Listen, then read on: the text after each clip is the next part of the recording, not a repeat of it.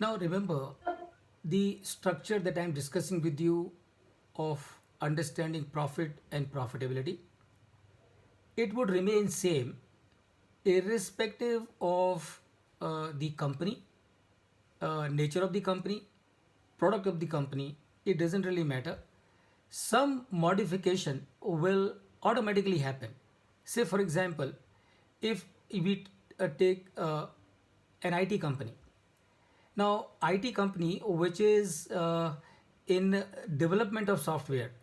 So obviously, a IT company which is engaged in development of new software, there will not be any raw material costs because IT company will not use any raw material. So this cost will not be there. Raw material cost will not be there. Apparently, they are not manufacturing anything. So therefore, they will also not have anything by the name under the name manufacturing expenses.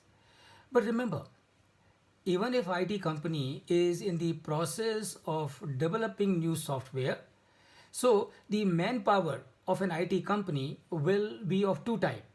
Number one, people who are working on the development of the software, and the second category is going to be of people who are not in the development of the software, but they are in other areas like marketing, account, sales, and so on and so forth. So instead of calling it manufacturing expenses, the salary that you will pay to the people who are working on the development of the of the software, instead of saying it as a manufacturing expenses, you will have the same line here and you will call it as software development cost.